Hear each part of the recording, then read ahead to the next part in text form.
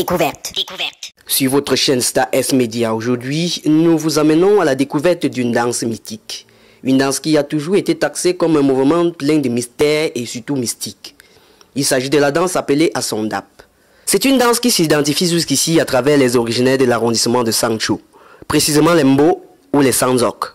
Déjà 500 fois merci à vous tous qui êtes déjà abonnés à cette chaîne aujourd'hui. Cela prouve que nous évoluons peu à peu vers notre objectif qui est le million d'abonnés qui sera possible grâce à vous. Alors par ma voix, toute l'équipe de Star S Media vous dit merci de rester avec nous.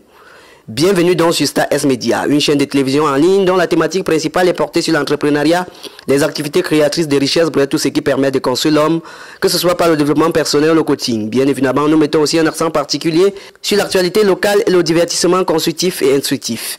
Alors si vous n'êtes pas encore de la famille, prends juste une seconde pour t'abonner et clique aussi sur la cloche de notification pour recevoir des alertes lorsque nous diffusons du contenu. Seul on avance, mais ensemble on va plus vite. Considérée par beaucoup de personnes comme originaire de la plaine d'Embo et plus particulièrement une danse originale d'Embo, nos recherches nous ont permis de comprendre qu'en fait cette danse est plutôt née dans le village Fonsemleseng du groupement Forike Chang dans la mer Noire vers 1960. À vue d'œil, elle ne se présente pas comme étant aussi mystérieuse et compliquée puisqu'elle se résume à un enchaînement de chansons et de danses traditionnelles consistant à former un cercle et de danser en s'abaissant et en bougeant de temps en temps les épaules. Cette danse est constituée de ceux qui dansent au sol et ceux qui dansent en l'air.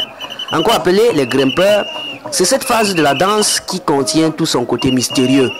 Il s'agit de personnes sur des bâtons de 2, 3, parfois 4 mètres, dansant dans tous les sens et dont l'objectif est de mettre de l'ambiance. D'après un doyen et ancien du village Fonsemleseng, cette danse revêt réellement un côté mystique, comme le pense l'opinion publique, mais beaucoup plus un mysticisme de protection. Ceux qui montent en haut, on les appelle les grimpeurs.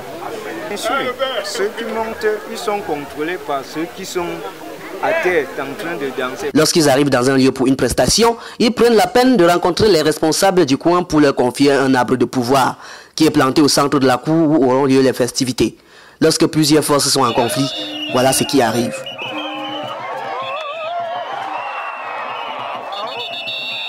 Ça peut aussi arriver lorsqu'un des rituels n'a pas été appliqué comme il se doit. Ainsi, vous comprenez donc que le côté mystérieux de cette danse a pour but de protéger les grimpeurs et non pour faire du mal comme le pensent beaucoup de personnes. Députée à Fonsemleseng, cette danse est aujourd'hui pratiquée dans tous les groupements et villages de l'arrondissement de Sangchu Ouest Cameroun et dans d'autres villages des autres régions du Cameroun. C'est la fin de notre vidéo, merci de nous avoir suivis une fois de plus. Surtout n'oubliez pas de vous abonner à la chaîne si ce n'est pas encore le cas. Joyeuses fêtes de fin d'année à tous.